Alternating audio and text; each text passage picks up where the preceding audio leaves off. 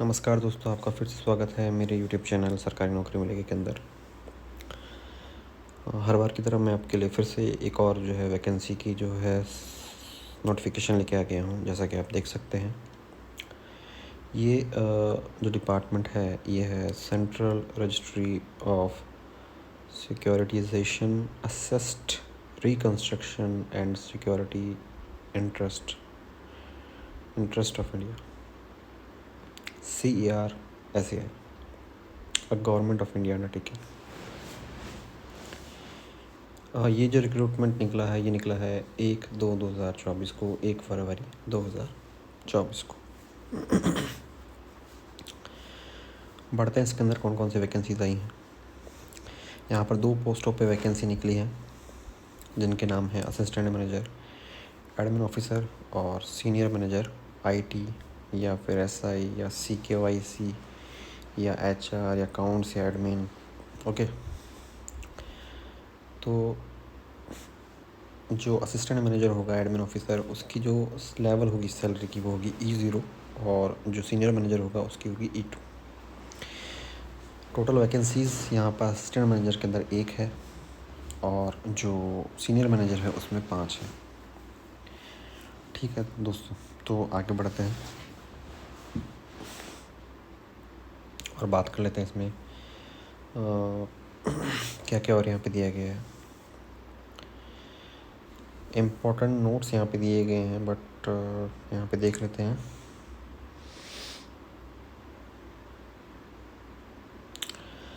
यहाँ पर थर्ड जो पॉइंट है वो देख सकते हैं। As the examination will be conducted in one common session only for all the above mention post, the candidates are advised to apply for only one post from above. आप दोनों पोस्टों के लिए अप्लाई नहीं कर सकते। अगर दोनों पोस्टों के लिए अप्लाई कर दोगे तो आप जो है वो एग्ज़ाम नहीं दे पाओगे दोनों का।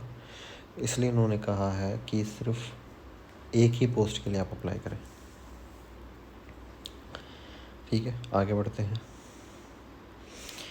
प्लेस ऑफ पोस्टिंग का यहाँ पे दिया गया है। At present cerci CERSAI is having only one office at New Delhi. इनका सिर्फ एक ही ऑफिस है अभी जो न्यू दिल्ली के अंदर है। And all the candidates will be posted at our head office, registered office at New Delhi. However, all the candidates are liable to be transferred posted throughout the country in case of opening of our branch offices outside Delhi in due course. Refusal of posting will attract disciplinary action including termination from service. तो इनका कहना है कि इनका जो office है वो सिर्फ दिल्ली में है। दिल्ली के अलावा अभी तक यहाँ इनका कोई ऑफिस नहीं है। तो सभी कैंडिडेट्स की पोस्टिंग जो होगी, जब वो जो भी जिसको भी जॉब मिल जाएगी इसके अंदर, तो वो दिल्ली में पोस्ट होगा। और कभी फ्यूचर में अगर ये कोई दिल्ली से बाहर अगर कोई ऑफिस खोल लेते हैं अपना, तो वहाँ पर फिर जो है वो ट्रांसफ़र हो सकते हैं। और अगर उन्होंने मना कर दिया कि नहीं हम तो दिल्ली में काम नहीं करेंगे, बाहर ही काम करेंगे, तो जो है ये आपको टर्मिनेट भी कर सकते हैं। ठीक है, क्वालिफ़िकेशन एक्सपीरियंस के बारे में यहाँ पे देख लेते हैं। असिस्टेंट मैनेजर के लिए यहाँ पर एज लिमिट दी गई है 21 साल और 35 साल, मिनिमम और मैक्सिमम। यहाँ पर जो इन्होंने दिया है मिनिमम एजुकेशन क्वालिफ़िकेशन के अंदर, तो यहाँ पे इन्होंने लिखा है कि ग्रेजुएट डिग्री होनी चाहिए 50% के साथ में, और सर्टिफिकेट कोर्स होना चाहिए एटलीस्ट 6 मंथ का MS ऑफिस के अंदर किसी भी रिकॉग्नाइज्ड इंस्टीट्यूशन से। एक्सपीरियंस यहाँ पर जो मांगा गया है, तो यहाँ पे एक्सपीरियंस निल है असिस्टेंट मैनेजर एडमिन ऑफिसर के अंदर। बट प्रेफरेंसेस की बात यहाँ पे जो दी गई है, तो प्रेफरेंसेस ये कह रहे हैं कि candidate having knowledge of short hand and typing will be given preferences. तो शॉर्ट हैंड टाइपिंग जिसको बढ़िया से आती है भाई, उनको पहले ये जो है प्रेफरेंसेस देंगे, ऐसा इनका कहना है। ठीक है, दूसरी पोस्ट है फिर सीनियर मैनेजर IT के अंदर। तो ये सीनियर मैनेजर IT के अंदर अलग डिवीज़न की पोस्ट है। तो IT की बात कर लेते हैं। इसकी जो एज रखी गई है, मिनिमम मैक्सिमम वो रखी गई है 25 से 40 साल। तो इसके अंदर BCA, MCA, BTech in computer science, IT, electronics and telecommunication, electronics and instrumentation required degree ठीक है। 50% के साथ में आपकी BCA BTech और MC होनी चाहिए। सीधा सीधा एक ही दिया गया है। और 5 साल का आपसे एक्सपीरियंस मांग लिया गया है किसी भी बैंक, PSU CPSU या प्राइवेट लिमिटेड के अंदर। ख़त्म काम। सीनियर मैनेजर सिक्योरिटी इंटरेस्ट के अंदर। ग्रेजुएट डिग्री 50% के साथ में 6 महीने का MS ऑफिस का आपके पास में जो है सर्टिफिकेट होना चाहिए कंप्यूटर के अंदर। 5 साल का किसी भी शेड्यूल्ड कमर्शियल बैंक के अंदर, 5 साल का किसी भी शेड्यूल्ड कमर्शियल बैंक के अंदर, या फिर 2 साल का ब्रांच मैनेजर या क्रेडिट ऑफिसर का आपके पास एक्सपीरियंस होना चाहिए सिक्योरिटी इंटरेस्ट सीनियर मैनेजर के अंदर। सीनियर मैनेजर CKYC के अंदर ग्रेजुएशन होना चाहिए 50% के साथ में। 6 महीने का कोर्स होना चाहिए MS ऑफिस के अंदर। 5 साल का शेड्यूल कमर्शियल बैंक के अंदर और 2 साल का ब्रांच वर्किंग के अंदर। ठीक है। सीनियर मैनेजर HR के अंदर 25 से 40 साल। MBA हो, PGDM इन HR मैनेजमेंट हो 50% के साथ में।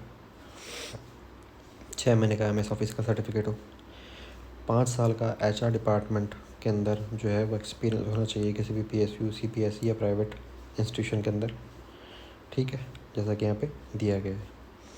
Senior manager accounts and administration के अंदर जो है ग्रेजुएट डिग्री होनी चाहिए 50% के साथ में।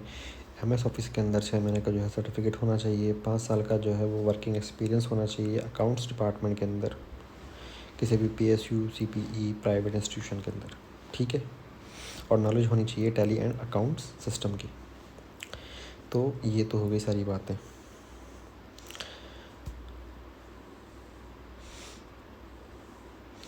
तो जो यहाँ पे इन्होंने लिखा है 2.1, तो इन्होंने लिखा है कि all the education professional qualifications mention in para 2 should be obtained from a recognised university, deemed university, autonomous institution incorporated by an act of parliament और state legislature in India or UGC Act, or from institution recognized, approved by AICTE or any other accrediting organization under the government of India। ठीक है। Experiences की यहाँ पे दी गई है बात। Crucial date यहाँ पे बताई गई है कि एलिजिबिलिटी आपकी जो भी है वो 1/2/2024 तक जो है वो हो जानी चाहिए कंप्लीट। डेट्स के बारे में बात कर लेते हैं। तो जो वैकेंसी का नोटिफिकेशन इन्होंने डाला है वो डाला है 1 फरवरी 2024 को। ऑनलाइन जो अप्लाई होंगे फॉर्म वो होंगे 17 फरवरी 2024 से, और जो लास्ट डेट रहेगी फॉर्म फिल करने की वो रहेगी 10 मार्च 2024। एज रिलैक्सेशन जो SC ST OBC कैटेगरी को दिया जाता है नॉर्मली जनरली वो रहेगा एज़ पर गवर्नमेंट के जो ऑर्डर्स हैं उसके हिसाब से। पर्सन विच बेंच मार्क यानी PWD जो कैंडिडेट हैं उनके लिए यहाँ पे इंस्ट्रक्शंस दिए गए हैं जो उन्हें एनेक्सर 5 के अंदर मिल जाएंगे जब वो ये डिटेल्स नोटिफिकेशन डाउनलोड करेंगे। SC ST के लिए यहाँ पे बोला गया है, मतलब सभी के लिए यहाँ पे दिया गया है जो भी इंटरव्यू के टाइम आएंगे तो उनका जो सर्टिफिकेट है जैसे कि यहाँ पे फॉर एग्जांपल 7 पॉइंट दिया गया है। Candidates belonging to SC ST category should submit an attested copy of the caste tribe certificate issued by the competent authority at the time of interview. The original certificate shall be produced for verification. Performer of relevant certificate is attached as Annexure 6। तो Annexure 6 के अंदर इनको देख लेना है जो pro forma दिया गया है SC ST कैटेगरी वालों के लिए। OBC के वालों के लिए यहाँ पे जो परफॉर्मा रखा गया है वो रखा गया है लेवल Annexure 7 के अंदर। ठीक है, आगे बढ़ते हैं। EWS के लिए यहाँ पे जो Annexure 8 है उसके अंदर परफॉर्मा रखा गया है। आगे बढ़ते हैं। स्कीम ऑफ सिलेक्शन कैसे होगा, तो सिलेक्शन कैसे होगा वो यहाँ पे दिया गया है। ऑनलाइन एग्जामिनेशन होगा, मल्टीपल चॉइस क्वेश्चन होंगे, नेगेटिव मार्किंग होगी, 150 मैक्सिमम मार्क्स का होगा। ड्यूरेशन एग्ज़ाम की होगी 120 मिनट्स। लोकेशंस जो होंगी एग्ज़ाम की होगी दिल्ली, NCR, मुंबई, थाने, नवी मुंबई, कोलकाता, चेन्नई, हैदराबाद, सिकंदराबाद, बेंगलोर और कोई भी प्लेस जो मैनेजमेंट डिसाइड करेगा।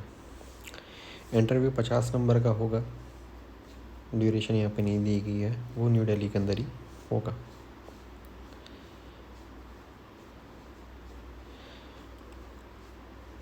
यहाँ पे नोट्स दिए गए हैं। पहला यहाँ पे दिया गया है the standard of questions on professional subjects will commensurate with the education, professional qualification, and requested experience in areas of experience knowledge specified for the post. And B, candidates should exercise options of the test city in the online form. No change of the city. Okay okay okay. जो exam वगैरह आपके होंगे, वो जो भी ये post है उससे रिलेटेड उसके अंदर क्वेश्चंस होंगे, ठीक है। तो उसके बारे में यहाँ पे दिया गया है कि आप उसको अच्छे से उसकी तैयारी कर ले, आपके पास नॉलेज उसकी अच्छी होनी चाहिए। और दूसरा, जो एग्ज़ाम सिटी आप फिल करें वो सोच समझ के करें, क्योंकि वो उसे चेंज नहीं करेंगे। अब ये कह रहे हैं कि नेचर ऑफ ऑनलाइन टेस्ट, तो जैसा कि यहाँ पर दिया गया है, ये कह रहे हैं कि professional knowledge with reference to educational qualification and nature of duties and responsibilities 50 marks की होंगी, जो सीनियर मैनेजर आईटी के लिए होंगी। General knowledge, numerical ability, English 150 marks for all post other than senior manager IT. General knowledge, numerical ability, English के 150 marks होंगे। ये सब पोस्टों के लिए होंगे सिवाय मैनेजर आईटी को छोड़ के। सिलेबस जो है अनेक्शर सेकंड के अंदर यहाँ पे दिया गया है। एप्लीकेशन फ़ीस की बात कर लेते हैं, तो एप्लीकेशन फ़ीस जो यहाँ पे 1000 रखी गई है यूआर ओबीसी कैंडिडेट के लिए, और 500 रखी गई है SC ST PWD कैंडिडेट के लिए, ठीक है, जो किसी भी बैंकिंग गेटवे के थ्रू कर सकते हैं। 12.1 के अंदर यहाँ पे लिखा गया है the application fee of ₹500 paid by SC ST PWD is refunded subject to their actual participation in the recruitment. This fee shall be refunded duly deducted bank charges as applicable on their appearing in written examination. जो लोग भी form fill करेंगे 500 रुपये दे के, अगर वो exam देते हैं तो उनकी जो फ़ीस है वो वापस कर दी जाएगी। लेकिन अगर वो एग्ज़ाम देने नहीं आते हैं तो ये जो फ़ीस है 500 रुपये वो वापस नहीं होगी, ठीक है।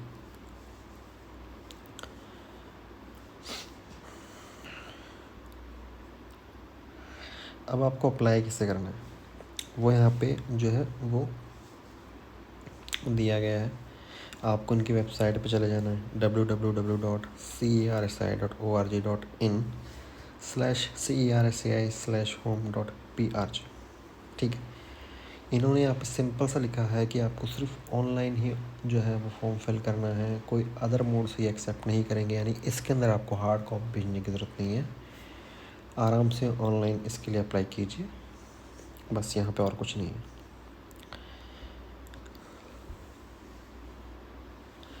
दूसरा यहाँ पे लिखा है कि signatures of the candidate on all document should be identical in all stages of recruitment process and must be in running hand writing and not in block capital और डिसजॉइंट लेटर। ओके, तो ये से कह रहे हैं कि जब तक पूरी चीज़ें ख़त्म नहीं हो जाती है तब तक आपको साइन एक ही रखने हैं अपने, ठीक है।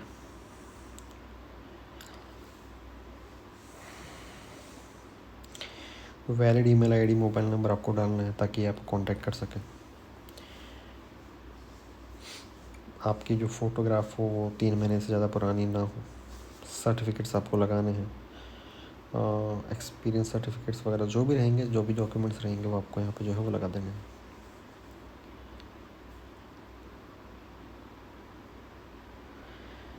ई पॉइंट यहाँ पे दिया गया है कि candidates are advise to take print out of fee payment receipt and complete application form for further references, यानी कि आपको प्रिंट निकाल के रख लेना है पर वो भेजना नहीं है।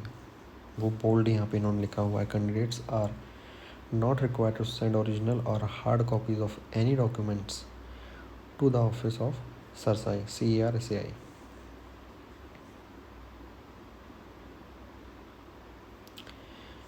जो F पॉइंट यहाँ पे दिया गया है उसमें यहाँ पे लिखा गया है कि जो भी आप जब आप फॉर्म फिल करेंगे और जो भी फॉर्म आप ऑनलाइन इसके अंदर सबमिट करेंगे तो वो आपको प्रोड्यूस करने पड़ेंगे इन ओरिजिनल जब आप इंटरव्यू के लिए जाएंगे तब। ठीक है, आगे बढ़ते हैं।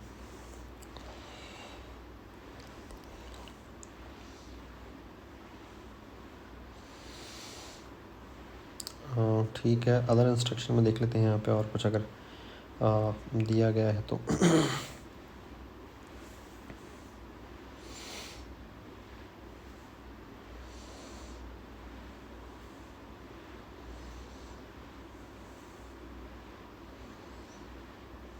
इनकी वेबसाइट को आपको रेगुलरली देखना है, क्योंकि उसी पे जो है वो चीज़ें डालते रहेंगे। जैसा कि यहाँ पे इन्होंने लिखा है, हॉल टिकट वगैरह जो ये अपलोड करेंगे उसके लिए। ठीक है, आगे बढ़ते हैं यहाँ पे आगे और कुछ अगर ऐसा दिया गया तो नॉर्मल सी बात है। नो ऑब्जेक्शन सर्टिफिकेट आपको ले लेना है जहाँ पर आप काम करते हैं। Candidates currently serving in government, quasi government office, PSU, PSB, other scheduled commercial bank, etc. on regular basis are advised to inform the appropriate authority in their departments about their applying for the post in CERSAI. In response to this notice, candidates shortlisted for interview shall be required to submit no objection certificate from their employer for appearing in CERSAI interview at the time of verification of document prior to interview, failing which they shall not be allowed to appear in interviews and their candidate shall be treated as cancelled. यानी कि आपको जब आप online apply करेंगे वहाँ पर आपको जो है NOC सबमिट नहीं करना है, बट जब आप इंटरव्यू के लिए जाएंगे तब आपको वहाँ पे NOC प्रोड्यूस कर लेना है।